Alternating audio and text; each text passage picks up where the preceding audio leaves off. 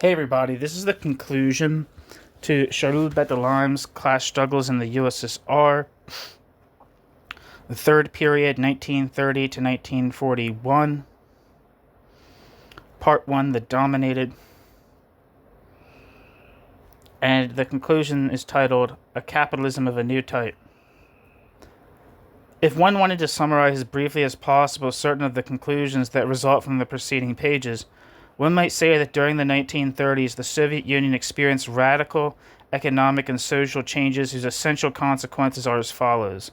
The crushing of the peasants whose means of production were expropriated, and their transformation into kolkhozniks or state farm workers when they were not obliged to exile themselves to the towns or were deported, expropriation of the artisans of small trade and small industry for the benefit of the state sector, the destruction of what was left of the independence (already restricted in the 1920s) and of the workers' trade union organizations, and the transformation of the workers' trade union organizations into a mere appendices of enterprise managements, the subjection of wage earners to a factory despotism of extreme brutality, the putting into practice of, quote, labor legislation, end quote, which in reality was penal legislation, the development of mass repression enabling the imposition of penal and concentration camp labor on a large scale, state centralization of capital, and efforts to subordinate the accumulation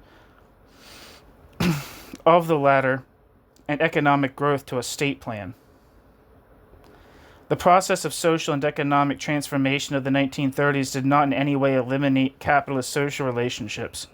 On the contrary, the process of social and economic transformation of the 1930s reinforced them.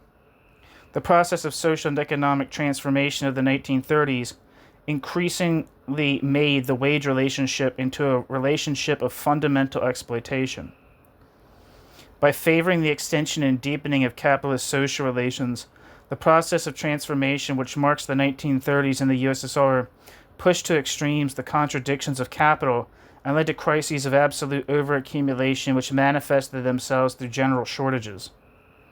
The process which has just been summarized permitted rapid growth of some industries which helped to alter the place of the Soviet Union in international economic and political relationships. At the same time, this process increased the internal economic imbalances in the Soviet Union and the inequalities of its development. It turned agriculture into a sector that was structurally weak, but from which the state could extract a relatively high surplus product.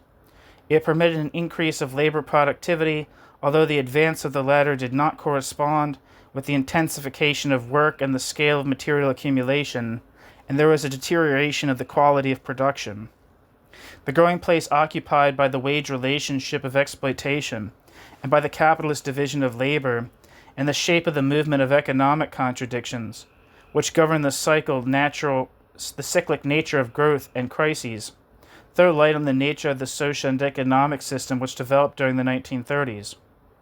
It was a capitalism that had eliminated more than any other the pre-capitalist forms of production and which tended to subject to an exceptional degree the totality of workers to the requirements of accumulation for accumulation. These features of, quote, Soviet, end quote, capitalism and the preeminent role allotted to the state and the party make it a capitalism of a new type.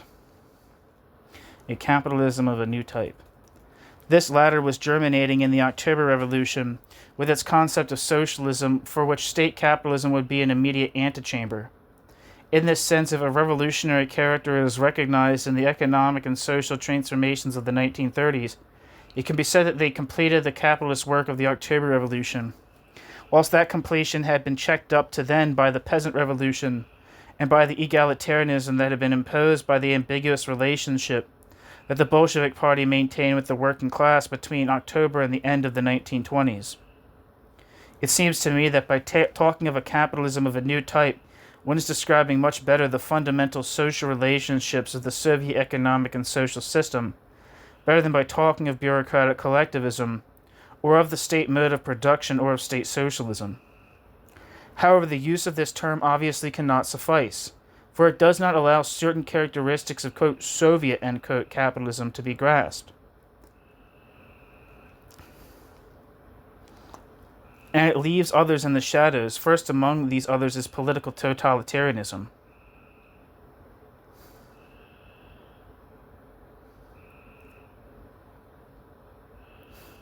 To show up